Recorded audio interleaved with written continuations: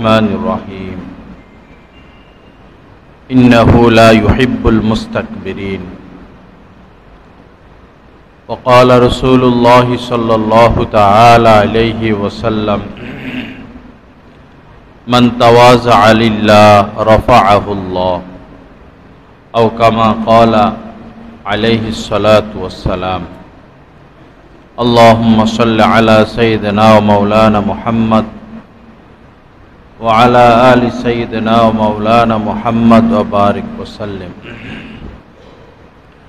أستغفر الله الذي لا إله إلا هو الحي القيوم وأتوب إليه اللهم صل على سيدنا ومولانا محمد وعلى آل سيدنا ومولانا محمد وبارك وسلم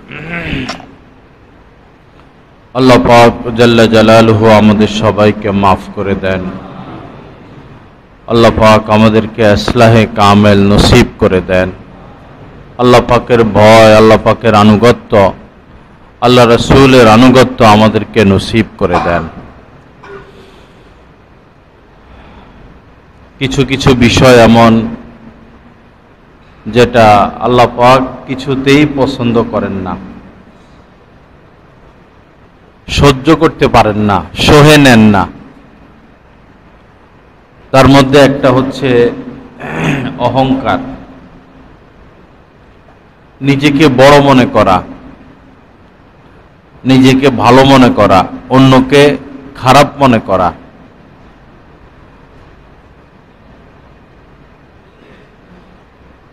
যারাই অহংকার করে তাদের পরিণতি হয় ভয়ঙ্কর।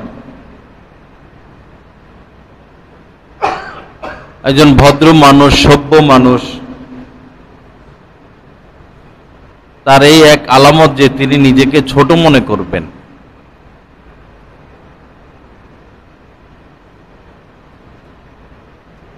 আমাদের মধ্যে যত ঝগড়া ফাসাদ, এটার মূল কারণ এটাই, নিজেকে বড় মনে করা এবং নিজের বিশ্বাসকেই একমাত্র বিশ্বাস মনে করা, নিজের দলকে, নিজের পছন্দনীয় বিষয়কে শ্রেষ্ঠ মনে করা। আল্লাহ পাক এই থেকে আমাদের সবাইকে নাজাত দান করেন। নিজেকে ছোট মনে করার মধ্যেই কামিয়াবি। আল্লাহ পাকের কাছেও সে প্রিয় থাকে, বান্দার কাছেও সে প্রিয় থাকে যে নিজেকে ছোট মনে করে। অর্থাৎ যিনি বিনয়ী আল্লাহর কাছেও প্রিয়, জমিনের মানুষের কাছেও তিনি প্রিয় এবং তার দ্বারা ঐক্য সম্ভব। যিনি বিনয়ী, মানুষ তার কাছে আসা যাওয়া করবে, বসবে, সময় দিবে। আর অহংকারী মানুষ, সে আল্লাহর রহমত থেকেও দূরে, আর মানুষের দয়া, মায়া, মহব্বত, আস্থা থেকেও দূরে। হয়তো সে এক এক মানুষকে এক একভাবে প্যাসে ফেলে তার আয়াত্তা দিন রাখে, কন্ট্রোলে রাখে, কিন্তু এটা বেশি দিন টিকে না। ষড়যন্ত্র, কৌশল বেশি দিন টিকে না। অমাকারু, কাফেররা, বেদিনরা ষড়যন্ত্র করে, কূট কৌশল করে। অমাকার আল্লাহ, আল্লাহ পাক তাদের কৌশলের পাল্টা জবাব দেন। তাদের কৌশল কাজে আসে না। আল্লাহ পাক আমাদেরকে সহি বুঝ দান করেন। এজন্য ওই ব্যক্তি সফল, কামিয়াব যে নিজেকে ছোট মনে করে। আমাদের চোখের সামনে আমরা আমাদের কমতিগুলো রাখবো, কমজোরি রাখবো, অপরাধগুলো সামনে রাখবো, দুর্বলতাগুলো সামনে রাখবো। বিশেষ করে আল্লাহ পাকের হক, হুকুম আমাদের দ্বারা তো পুরা হয় না। এই বিষয়টা সামনে রাখলে নিজেকে ছোট মনে করা সম্ভব। আত্মীয়তার হক আদায় করা, আমরা তো সেটা পারি না, পুরোপুরি পারি না। গুনাহ থেকে বেঁচে থাকা পুরোপুরি পারি না, এই কমতিগুলো সামনে রাখা। আমরা সামনে রাখি আমাদের ইবাদত বন্দিগি, হজ করলাম, উমরা করলাম, এরপরে দিনের এই মেহনতের সাথে আমি সম্পৃক্ত, আমার টাকা পয়সা, আমার বংশ, আমার আভিজাত্য, এগুলোকে সামনে রাখা হয়, তখন শয়তান তাকে ফুলায়, নফস তাকে ফুলায়, সে নিজেকে অনেক বড় মনে করে, বলে তার ইবাদত বন্দিগি সব শেষ হয়। আল্লাহ পাক সহি বুঝ দান করেন। আল্লাহ পাক আমাদেরকে অহংকার থেকে বাঁচার তৌফিক দান করেন।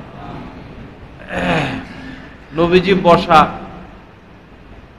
সাহাবায়ে কেরাম সাথে, তো সে জায়গায় হযরত জিবরিল আমিনও উপস্থিত ছিলেন। তো আরেকজন সাহাবী আসতেছেন, হযরত আবু যর গিফারি রাদিয়াল্লাহু তাআলা আনহু। প্রসিদ্ধ ঘটনা এটা। তো জিবরিল আমিন হযরত আবু যর গিফারি রাদিয়াল্লাহু তাআলা আনহুকে দেখে বললেন যে, ইয়া রাসূলুল্লাহ, ইনি আবু যর গিফারি। নবীজি আশ্চর্য হলেন। নবীজি বললেন যে, আপনারা আসমানে থাকেন, আসমানি মাখলুক, জমিনের মানুষকে সুনির্দিষ্টভাবে কিভাবে চিনেন, নাম সহ এভাবে? তো হযরতে জিবরিল আমিন বললেন, আবু যর গিফারিকে জমিনের মানুষ যতটা চিনে, এর চেয়ে আসমানে মানুষ তাকে বেশি চিনে। জমিনের মানুষের কাছে তার মর্যাদা যতটুকু, আসমানবাসীদের কাছে তার মর্যাদা আরো বেশি।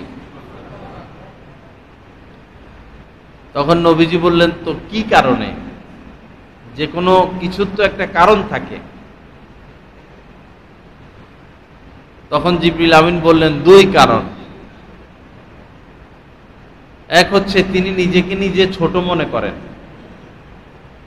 নিজেকে নিজে ছোট মনে করেন। আরেক হচ্ছে তিনি কুল হুয়াল্লাহ এই সূরাটা বেশি বেশি পড়েন।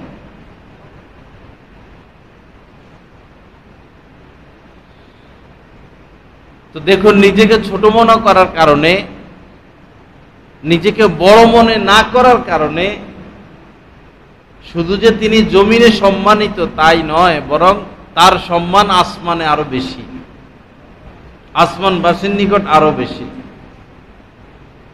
আল্লাহ পাক যাকে পছন্দ করেন, ভালোবাসেন, মহব্বত করেন, জিবরিল আমিনকে বলেন, আমি ওই ব্যক্তিকে ভালোবাসি, তুমিও তাকে ভালোবাসো। তো জিবরিল আমিন তাকে ভালোবাসা শুরু করে দেয়। পরে জিবরিল আমিন ফেরেশতাদেরকে এবং জমিনের অন্যান্য মাখলুকদেরকে, ফেরেশতাদেরকে বলেন যে, আল্লাহ পাক ওই ব্যক্তিকে পছন্দ করেন, তোমরাও তাকে পছন্দ করো, মহব্বত করো। এবং জমিনের, পৃথিবীর মানুষদের অন্তরে তার ভালোবাসা সঞ্চিত করে দেওয়া হয়, মানুষও তাকে ভালোবাসতে থাকে। এজন্য লাঠি দিয়ে পিটাইয়া, জোর করে, প্রভাব বিস্তার করে ভালোবাসা অর্জন করা যায় না। ভালোবাসা এটা আজীব জিনিস। রাজার মেয়ে, কত রাজার ছেলে তার পিছনে পিছনে ঘুরে, তার সাথে সম্পর্ক করবে, মহব্বত করবে, কিন্তু রাজার মেয়ে গিয়ে ভালোবেসে বসে সুইফারকে, তার সুইফারকে, হয় এরকম, তার ঘরের কর্মচারীকে।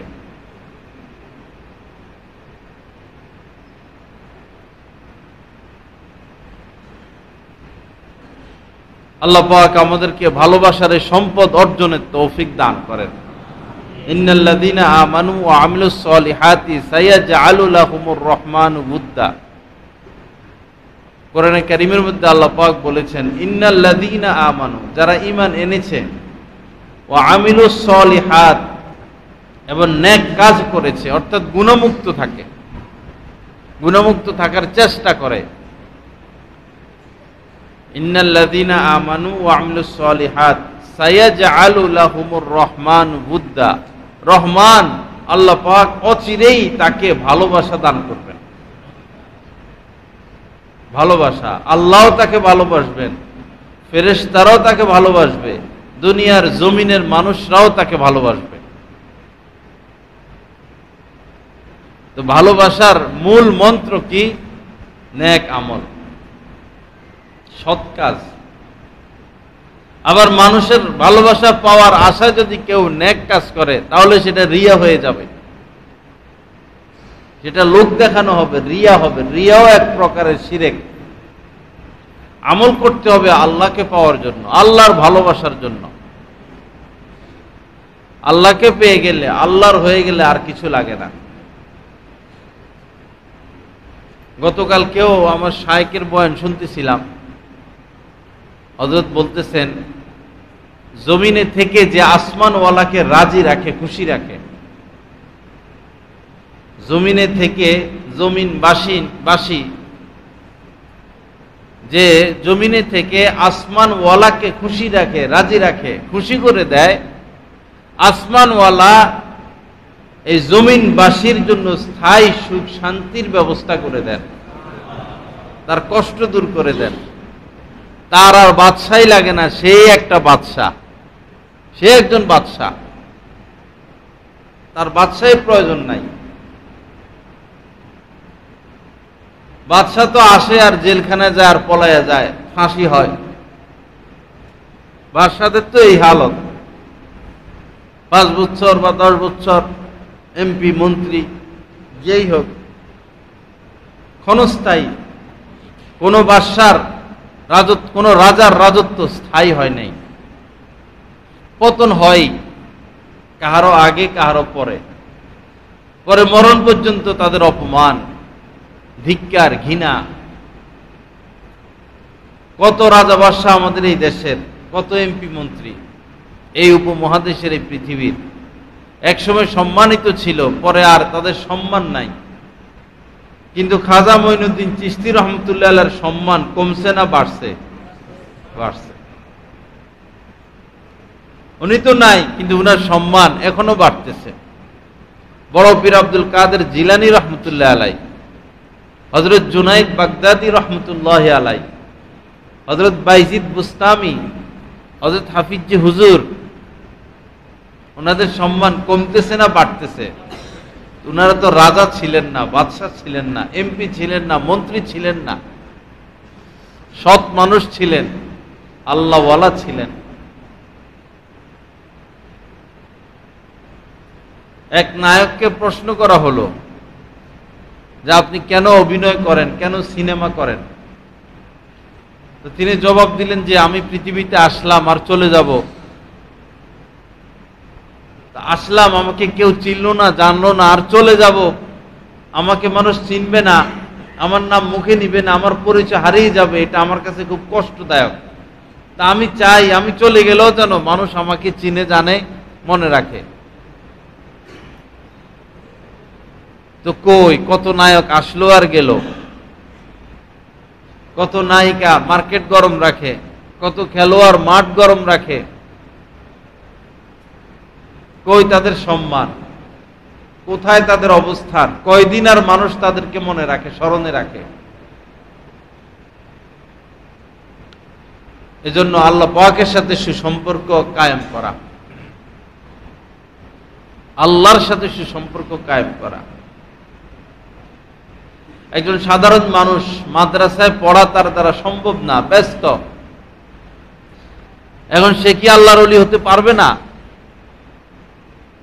আল্লাহর ওলি হওয়ার জন্য, নেক মানুষ হওয়ার জন্য, আল্লাহর প্রিয় পাত্র হওয়ার জন্য আলেম হওয়া শর্ত না। আলেম হতে হবে না,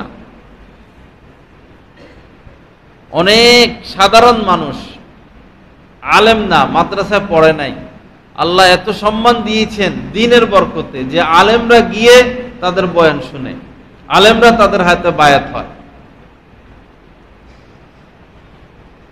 যেমন বর্তমান পৃথিবীর শ্রেষ্ঠ মুফতিদের মধ্যে একজন হলেন মুফতি তাকি উসমানী দামাত বারাকাতুহু। উনার পীর হলেন একজন homeo doctor, doctor Abdul Hai Rahmatullah আলাই।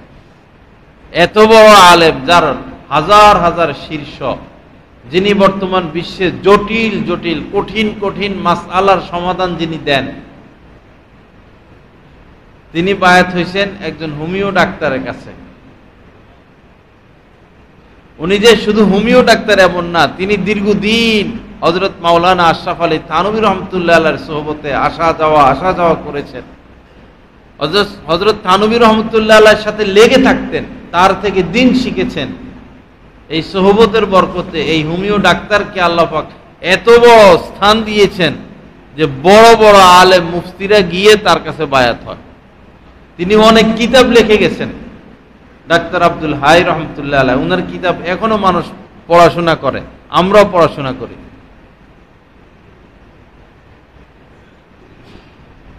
খাজা মঈনুদ্দিন চিশতি, হযরত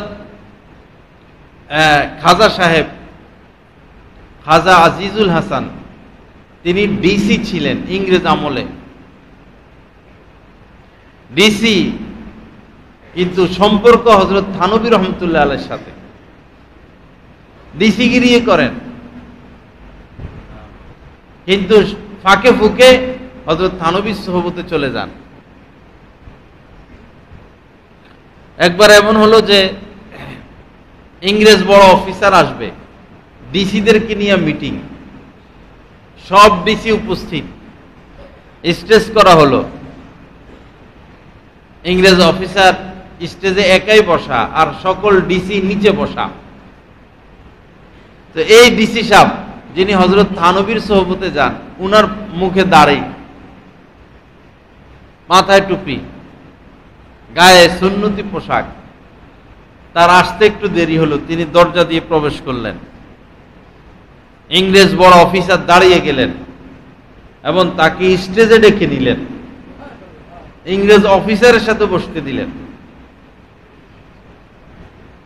তো অন্য ডিসিরা তো তাকে পছন্দ করে না, কারণ এই তো ঘুষ টুস খায় না, হক কথা বলে, হক কাজ করে। দেখবেন আলেমদের মধ্যে যিনি হকের উপর থাকে, তার ব্যাপারে অন্যদের অ্যালার্জি, সমালোচনা করবে, বদনাম করবে। সব জায়গায় এই অবস্থা। ডাক্তারদের মধ্যে যে ভালো ডাক্তার, কোনো দুর্নীতি করে না, তারাই অন্যরা পছন্দ করে না। ভালো মানুষের পিছনে খারাপ লোক লেগে থাকবে। আকাশে চাঁদ উঠলে কুকুরেরা ঘেউ ঘেউ ঘেউ ঘেউ করতে থাকে, পূর্ণিমার চাঁদ উঠলে। তো এতে চাঁদের কোনো ক্ষতি নাই। যিনি ভালো হবেন তার পিছে খারাপ লোক লেগে থাকবে, তার ভয়ের কিছু নাই, আল্লাহ তার সাথে আছেন, আল্লাহর সাহায্য তার সাথে থাকে। পরে এই ডিসিরা রাগ করলো, চেহারা মলিন হলো, বলে বসলো, স্যার, একটা মোল্লারে এই সম্মান দিলেন আপনি, আমাদেরকে নিচে বসালেন, তারে এরকম স্টেজে নিলেন, দাঁড়িয়ে গেলেন। তো ইংরেজ অফিসার, সে তো খ্রিস্টান, সে বলল, তোমরা তো মুসলমান, তোমাদের মধ্যে ইসলামের কিছু আমি পাই নাই, আর সেও তোমাদের মতোই মুসলমান, তার মধ্যে আমি ইসলাম পেয়েছি, ধর্ম পেয়েছি, এজন্য তাকে আমি সম্মান করেছি। সে যে ধর্মের বিশ্বাসী, সেই ধর্ম সে মানে, এজন্য আমি তাকে সম্মান করতে বাধ্য হয়েছি। তো উনি হযরত থানভীর সোহবতে আসা যাওয়া করতেন, খাজা আজিজুল হাসান মজজুব। হযরত থানভী রহমতুল্লাহের জীবনীও তিনি লিখছেন এবং অনেক কিতাবপত্র লিখছেন, অনেক শের লিখতেন।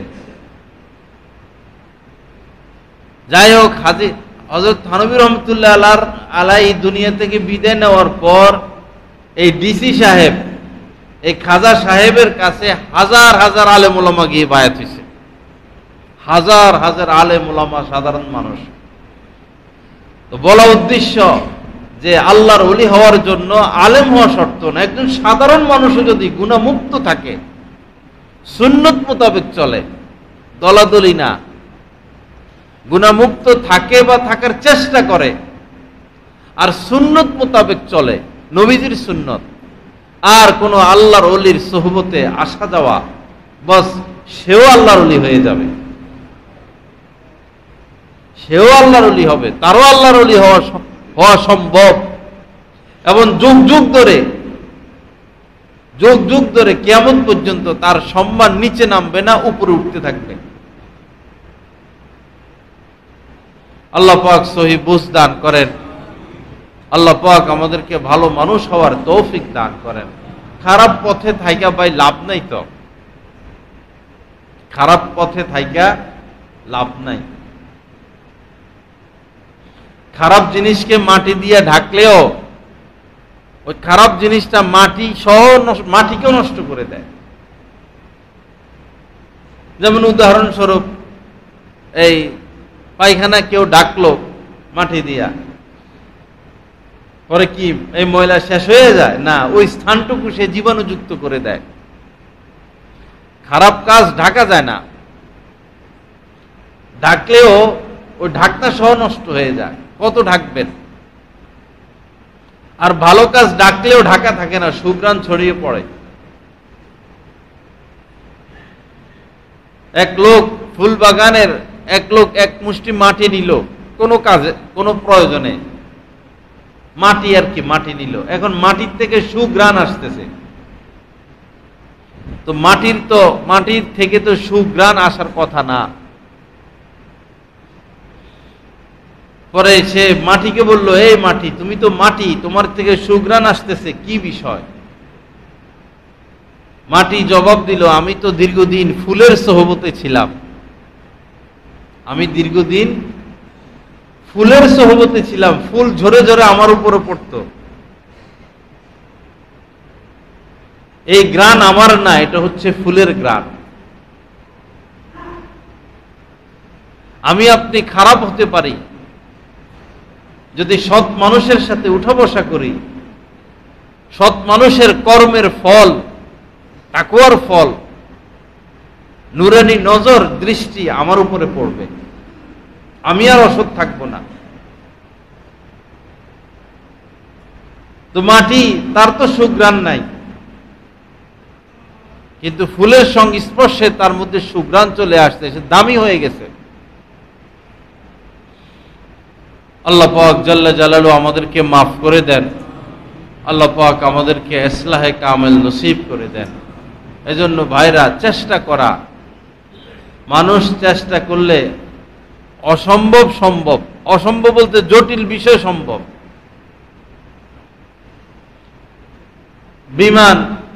মানুষ বিমানে করে এক দেশ থেকে আরেক দেশে যাবে, 300, 400, 500 বছর আগে মানুষ তো এটা চিন্তাও করে নাই,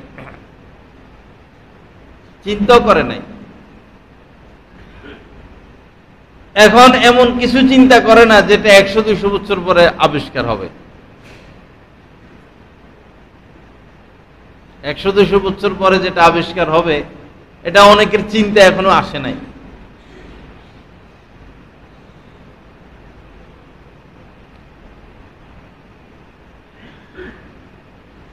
আপনি চাইলে অনেক কিছু করতে পারেন, অনেক কিছু হতে পারেন, আপনার দ্বারা সম্ভব। ইচ্ছা শক্তি আল্লাহ পাক সকলকে দিয়েছেন, ইচ্ছা শক্তি।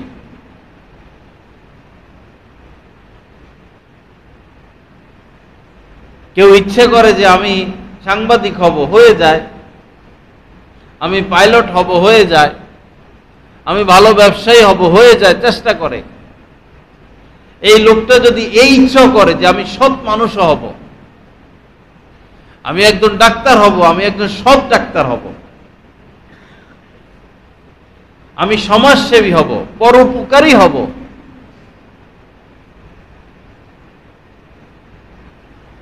সে যদি নিয়ত করে, চেষ্টা করে, তো তার এই চেষ্টার উপরে, চেষ্টার সাথে আল্লাহ পাকের সাহায্য থাকবে। কারণ বান্দা যখন এক বিগত আল্লাহর দিকে অগ্রসর হয়, আল্লাহর রহমত তার দিকে এক হাত ছুটে আসে। সে যদি আল্লাহর দিকে এক হাত অগ্রসর হয়, আল্লাহর দয়া তার দিকে দুই হাত অগ্রসর হয়। সে যদি আল্লাহ পাকের দিকে হেঁটে হেঁটে অগ্রসর হয়, আল্লাহর দয়া রহমত তার দিকে ছুটে ছুটে আসে, ছুটে চলে আসে, দৌড়ে চলে আসে। ইচ্ছা করলে অনেক কিছু সম্ভব। যে নজর, যে যে কুদৃষ্টি যার অভ্যাস, মোবাইলে খারাপ জিনিস দেখে বা চলাফেরায় রাস্তাঘাটে ভিন্নারি দেখে, হযরত থানভী রহমতুল্লাহ আলাইহি বলেছেন, যে দেখতে পারে সে না দেখেও থাকতে পারে। ফাআলহামাহা ফুজুরাহা ওয়া তাকওয়াহা। আল্লাহ পাক একজন মানুষকে পাপ করারও যোগ্যতা দিয়ে রেখেছেন, আবার পাপ থেকে বাঁচারও যোগ্যতা দিয়ে রেখেছেন। দুটোটা তার মধ্যে আছে। আর কোন জাতির ভাগ্য আল্লাহ পাক ওই পর্যন্ত পরিবর্তন করেন না যতক্ষণ না সে নিজের ভাগ্য নিজে পরিবর্তন করে, চেষ্টা করে।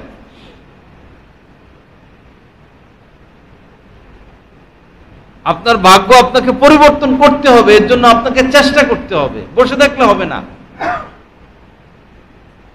কিছু কাজকর্ম করতে হয়।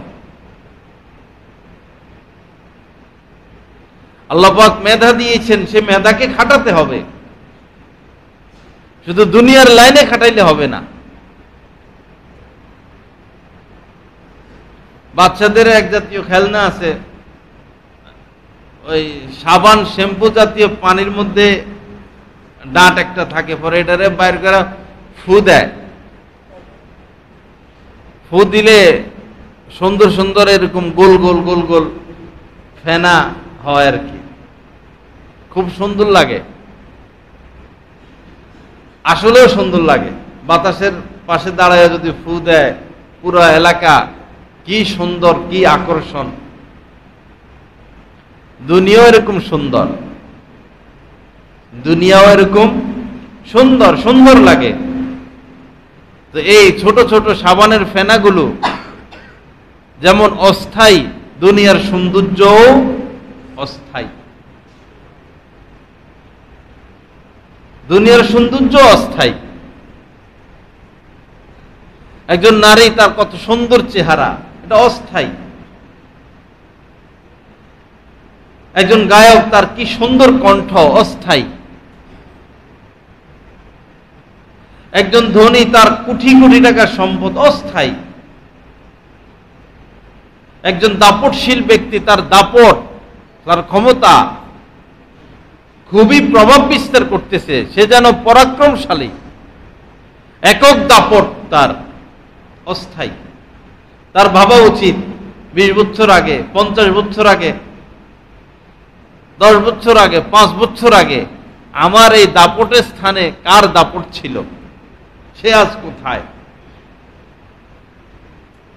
আপনার শহরে দাপটশালীরা 5 বছর আগে কারা দাপট দেখাইতো, 10 বছর আগের দাপটওয়ালারা কোথায়, 20-30 বছর আগের দাপটওয়ালারা কোথায়, তাদের দাপট কোথায়, আর তারা কোথায়, তাদের সম্পদ কোথায়। সব ওই সাবানের ফেনা, অস্থায়ী। স্থায়ী কিছু কাজ করা চাই। আমাদের উচিত স্থায়ীভাবে কিছু করা। ওয়াল তানজুর নাফসুম মা কদ্দামাত লিগদ। আল্লাহ পাক জাল্লা জালালুহু কোরআনে কারীমের মধ্যে বলেছেন, প্রত্যেক ব্যক্তিরই উচিত সে স্থায়ী কি করলো, স্থায়ীভাবে কি করলো, স্থায়ীভাবে সে কি করলো। একজন বড় শিক্ষিত এক পর্যায়ে শিক্ষার থাকে না, ভুলে যায় সব। একজন বড় ডাক্তার, বিশ্ব কাঁপানো ডাক্তার, 70-80-90-তে গেলে আর কিছু থাকে না, শিক্ষাটাও থাকে না।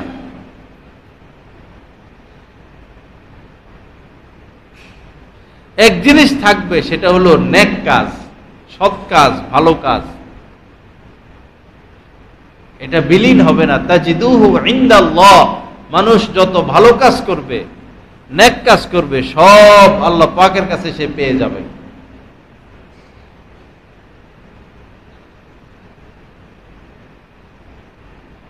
মানুষ পুরস্কার ঘোষণা করে, তো পুরস্কার দিলে আর কত দেয়? নোবেল পুরস্কার মানুষের কাছে বড় পুরস্কার, তাও কত 12-13 কোটি টাকা, বা 15 কোটি না, আরো নিচে, 15 নিচে না, 15 কোটি টাকার নিচে নোবেল পুরস্কার। তো এটার কি? এটা তো অস্থায়ী। আল্লাহ পাক যে পুরস্কার দিবেন, সেই পুরস্কার গনে কোনোদিন শেষ করা যাবে না, ভোগ করে শেষ করা যাবে না। আল্লাহ পাক যে পুরস্কার দিবেন, এটা গনে শেষ করা যাবে না, অগণিত। এটার লয় নাই, এটার ক্ষয় নাই। 12 কোটি টাকা এটা শেষ হয়ে যাবে।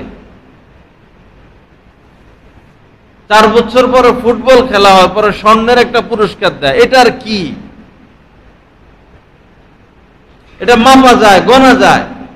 আল্লাহর পুরস্কার মাপা যাবে না, গণা যাবে না, হিসাব করা যাবে না। সর্বনিম্ন যে ব্যক্তিকে জান্নাত দিবেন আল্লাহ পাক, সর্বনিম্ন, ওই বেটা আগুনে জ্বলতে জ্বলতে জ্বলতে জ্বলতে পরে বাইর হবে আর কি। একদম সামান্য ঈমান ছিল তার, থাকবে। তারে এমন পুরস্কার দিবেন যে 10 পৃথিবী না, 10 দুনিয়ায়, পুরাটা, পুরা সৌরজগৎ, এই চন্দ্র সূর্য তারকা সহ, গ্রহ নক্ষত্র সহ, এরকম 10টা দিবেন তারে। 10 পৃথিবী না, 10 দুনিয়া। তো যাদের ঈমান পাহাড় পরিমাণ, যাদের ঈমান পৃথিবীর থেকেও বড়, আরো বড়, আরো বড়, তো তাদের পুরস্কার কতটা, কতটা পুরস্কৃত আল্লাহ পাক তাকে করবেন। এবং এমন পুরস্কৃত আল্লাহ পাক করবেন যে আপনার আর মৃত্যু নাই। আপনি চির যুবক, আপনার স্ত্রী চির যুবতী, কুমারিনী, এবং এমন ক্ষমতা আল্লাহ পাক দিয়ে দিবেন। এখন এই ক্ষমতা আমাদের নাই। জান্নাতে গেলে, যেহেতু দুনিয়াতে আমরা কষ্ট করেছি আল্লাহর জন্য, এজন্য এমন পাওয়ার আল্লাহ পাক দিয়ে দিবেন যে আপনি যা চাবেন তাই হয়ে যাবে। এক বুজুর্গ ব্যক্তিকে জিজ্ঞাসা করা হলো, ভাই জান্নাত কি জিনিস? জান্নাত কি জিনিস? ওই বুজুর্গ লোক বলল, আল্লাহ তোমারে ছোট খাটো আল্লাহ বানাইয়া দিবেন, খোদা বানাইয়া দিবেন। কারণ আল্লাহ পাক যেটা চান সেটা হয়, বান্দা যেটা চায় সেটা হয় না। কিন্তু বান্দা জান্নাতে গেলে আল্লাহ পাক বান্দাকে পাওয়ার দিবেন, সে যেটা চাবে সেটাই হবে। ওয়ালাকুম ফিহা মা তাশতাহি আনফুস, ওয়ালাকুম ফিহা মা তাশতাহি আনফুসুকুম, ওয়ালাকুম ফিহা মা তাদউন। তোমাদের মন যেটা চাইবে সেটাই তোমাদের জন্য উপস্থিত করা হবে, এবং তোমরা যে হুকুম করবে সেটাও তোমাদের জন্য সামনে চলে আসবে।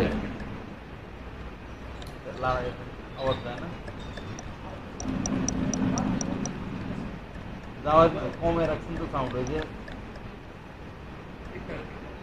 ওটা পাল্টায় দেন, পাল্টায় দেন। মসজিদের কোনটা? উপরেরটা সাউন্ড বাড়ায় দেন, যায় না তো।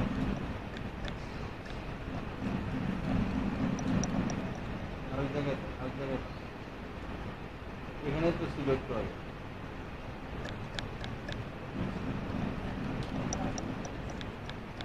তার এক জায়গায় নিছে। আরে এতদিন হয় মাইক চালাইতে পারেন না, এখন তো যাচ্ছি, এখন যাবে। আস্তাগফিরুল্লাহাল্লাযী লা ইলাহা ইল্লা হুয়াল হাইয়ুল কাইয়্যুম ওয়া আতুবু ইলাইহি। এইভাবে মসজিদে নিজের জন্য সাহায্য চাওয়া নিষেধ, এটা গুনাহ হয়। মসজিদ ইবাদতের স্থান, এখানে সাহায্য চাওয়া যায় না। লা ইলাহা ইল্লাল্লাহ। আল্লাহ পাক আমাদের সবাইকে মাফ করে দেন, আল্লাহ পাক সহি বুঝ দান করেন, আল্লাহ পাক আমাদেরকে গুনাহমুক্ত জিন্দেগি দান করেন। তো কেমন পুরস্কার আল্লাহ পাক দিবেন যে আপনি যা চাইবেন তাই আপনার জন্য উপস্থিত করা হবে। কি আশ্চর্য কথা! দুনিয়ার কোন রাজা বাদশাহ এরকম পুরস্কার দিতে পারবে? তো চলুন আমরা সেই পথে হাঁটি, সেই পথে হাঁটি, লোভ না করি। নারীর লোভ, ক্ষমতার লোভ, সুনাম সুখ্যাতির লোভ, অর্থের লোভ।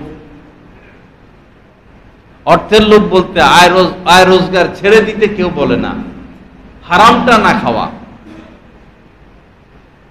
আমি খুব চিন্তা করে দেখলাম যে সচ্ছল মানুষরা বেশি সুদের সাথে লিপ্ত। সচ্ছল, যাদের অভাব নাই। একজন মানুষ 1000 কোটি টাকার মালিক, পরে সে আবার সুদে টাকা উঠাইছে কয়েক কোটি টাকা একসাথে,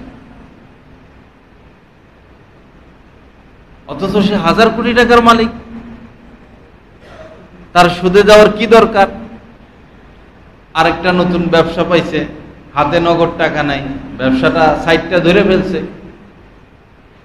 তো এখন পাককে সে নাপাক করে দিল, তার হালাল রুজিকে সে হারাম করে দিল। আল্লাহ সহি বুঝ দান করেন। লোভ না করি ভাই, লোভ না করি, হায় হুতাশ না করি। দুনিয়াতে আপনাকে বড় হইতেই হবে এমন কোনো বিষয় না। আপনাকে দুনিয়াতে পরিচিত হইতেই হবে, কোটিপতি হইতেই হবে, ধনী হইতেই হবে, এরকম কিছু না। আপনাকে দুনিয়াতে আল্লাহকে পেতেই হবে, এটা হলো কথা। আল্লাহর ওলি হতেই হবে, এটা হলো কথা। আল্লাহর ওলি হয়ে গেলে সব হওয়া হয়ে গেল। আল্লাহর ওলি হলেই হলো। আল্লাহর ওলি হতে হবে, ভালো মানুষ হতে হবে, সৎ মানুষ হতে হবে। একজন লোক মারা গেল, এখানে লাশ আনছে। পরে আমি এক নজর দেখলাম, হাসতেছে লাশ, চেহারা হলুদ, মৃত মনে হচ্ছে না। পরে খবর নিলাম কে এই ব্যক্তি। পরে শুনলাম যে একজন রিকশাওয়ালা। সুবহানাল্লাহ, রিকশা চালাইছে, তাতে কি হয়েছে? এখন তো সে বাদশাহী পেয়ে গেল। এখন তো সে স্থায়ী বাদশাহী পেয়ে গেল।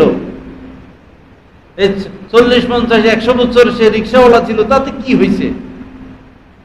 আখিরাতের তুলনায় এই সময় তো কিছু না। আর আপনি রাজাগিরি করলেন, টাকা পয়সার মায়ের পেছে পড়ে গেলেন, দুনিয়ার মায়ের পেছে পড়ে গেলেন। ক্ষমতা, দাপট, জুলুম, অবিচার, দুর্নীতি, সুদ, ঘুষ, হারাম, নারী, মদ, জুয়া। কয়দিন? 50, 60, 70 পরে তো অ্যারেস্ট হয়ে গেলেন, আযাব শুরু হয়ে গেল। একদিন এসি ছাড়া থাকতে পারতেন না, এখন তো গরম এসি। এখন এমন এসি যে গরম বাতাস বাইর হয়, আগুন বাইর হয়। মনকে বুঝাই ভাই, মনকে নরম করি, আল্লাহ ওয়ালাদের সোহবতে আসা যাওয়া করি। শুধু বয়ান যথেষ্ট না। 100 বছর বয়ান শুনলেও আপনার পরিপূর্ণ ইসলাহ হবে না। সোহবতে আসা যাওয়া, যাকে আপনার ভালো লাগে, গুনাহমুক্ত থাকে বা গুনাহমুক্ত থাকার চেষ্টা করে, এমন একজন আলেমের সোহবতে আসা যাওয়া। তবে একজন, একাধিক না। একজনের সোহবত, এক নৌকায় পা দেওয়া, এক ডাক্তারের ওষুধ খাওয়া, এক বিল্ডিং এ 2 ইঞ্জিনিয়ার 3 ইঞ্জিনিয়ারের প্ল্যান চলে না। এক বিল্ডিং এ 1 ইঞ্জিনিয়ারের প্ল্যান চালাইতে হয়। আর ছুটাছুটি দৌড়াদৌড়ি যারা করে সুবিধাভোগী। কিছু পীর বাইর হয়েছে, মুরিদ কিনে নিয়ে যায়, টাকা আছে, মুরিদও দেখে যে এই পীরই তো ভালো, উল্টা হাদিয়া পাওয়া যায়। শেষ জামানা, আল্লাহ রাসূলের জামানায় গাদ্দার ছিল, এই জামানায় তো গাদ্দার থাকবেই। সন্তান বা মা বাবার সাথে গাদ্দারি করে বসে। লা ইলাহা ইল্লাল্লাহ। আল্লাহ পাক সহি বুঝ দান করেন, মানুষের মতো মানুষ হওয়ার তৌফিক দান করেন। একটু হিম্মত করি ভাই, একটু অগ্রে বাড়ি, কদমটা ময়লা জায়গায় না পাক জায়গায় রাখি। আপনার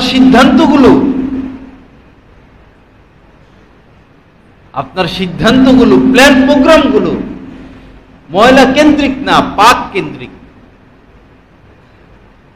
গেঞ্জামে না যাওয়া, হালাল খাবো, আল্লাহকে ডাকবো, এত বাহাদুরের কি দরকার? আল্লাহকে রাজি করতে পারলাম, আল্লাহকে পেয়ে গেলাম, তো দোনো জাহানের বাদশাকে পেয়ে গেলাম, আর কি লাগে? আল্লাহ আমাদেরকে তৌফিক দান করেন। গতকাল রাত্রে বেহেশতি জিওরে একটা নবীজির একটা স্বপ্ন মোতালা করছিলাম, ভাবতেছি ওইটা শুনাইয়া দেই, আবার মনে থাকে কি থাকে না। নবীজি স্বপ্নে দেখলেন যে নবীদের স্বপ্ন ওহী, নবীদের উপরে যেটা আল্লাহ পাক ওহী নাজিল করেন, এটা যেমন আমাদের জন্য মানা দায়িত্ব সত্য, স্বপ্ন ওহী।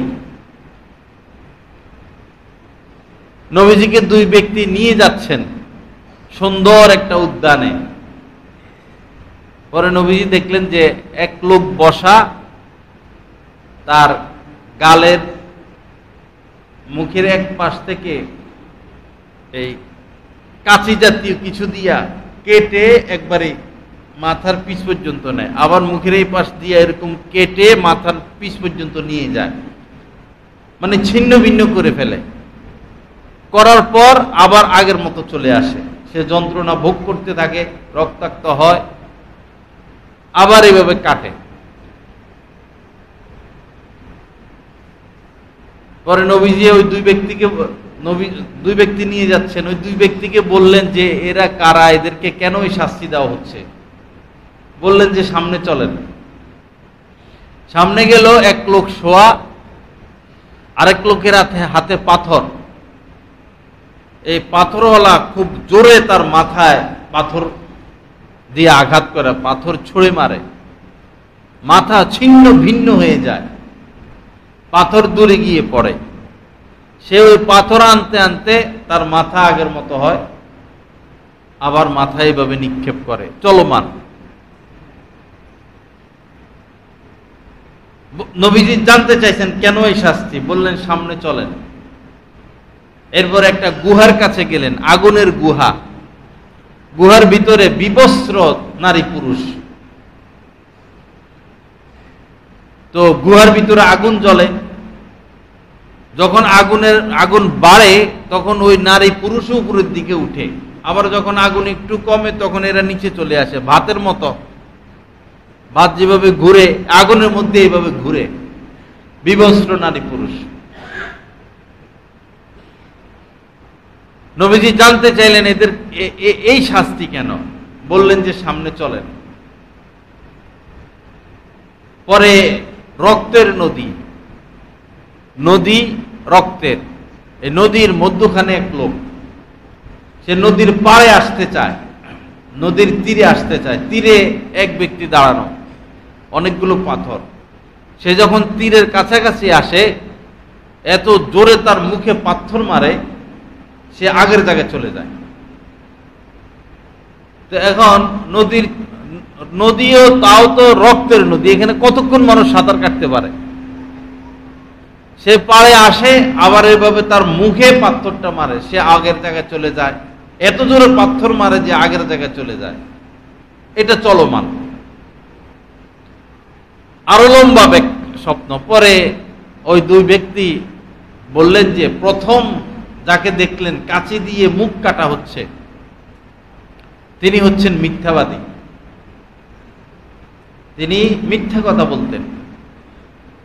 দ্বিতীয় যেটা দেখেছেন যে পাথর দিয়ে মাথায় আঘাত করে শোয়া ব্যক্তি, ইনি হচ্ছেন একজন আলেম, আল্লাহ পাক তাকে ইলম দান করেছেন।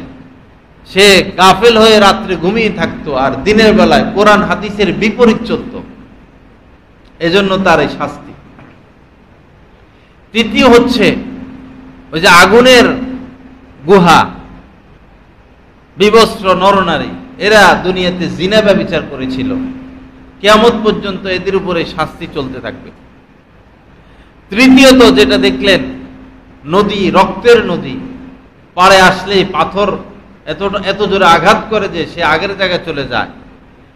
এই ব্যক্তি হচ্ছে সুদখোর, সে সুদ খাইত। আপনারা যারা সুদের সাথে লিপ্ত, মৃত্যুর পরে আপনাদের এই শাস্তি। আমার দায়িত্ব বলার, আমি বলে দিলাম। ওমা আলাইনা ইল্লাল বালাগ, আমাদের দায়িত্ব হলো পুছিয়ে দেওয়া, পুছিয়ে দিলাম। এবং মেরাজের রাত্রিতে নবীজিকে বিভিন্ন শাস্তি দেখানো হয়েছিল। পরে কিছু লোকের কাছ দিয়ে নবীজি যাচ্ছেন, দেখলেন যে তাদের পেট ঘরের মতো বড় বড় বড় পেট, আর পেটের ভিতরে বিশাল বড় সাপ। ওই সাপ তাকে দংশন করতেছে, আর গড়াগড়ি গড়াগড়ি, চিল্লাচিল্লি চিল্লাচিল্লি চলতেই আছে, চলমান। একবার সাপে কামড়াইলে তো অবস্থা খারাপ, আস্তে আস্তে সাদা মানুষ কালা হয়ে যায়, সাপের বিষ সারা শরীরে ছড়িয়ে পড়ে। একবার সাপের কামড় এত মারাত্মক, ছোট সাপ একটা। আর যাদেরকে বিশাল বড় সাপে ধ্বংসনের উপর ধ্বংসন করতে থাকবে কিয়ামত পর্যন্ত, তাদের কি উপায় হবে? একটু মনটাকে নরম করি ভাই, এত পাষাণ না হওয়া, এত শক্ত মনের অধিকারী না হওয়া, এত বেপরোয়া না হওয়া।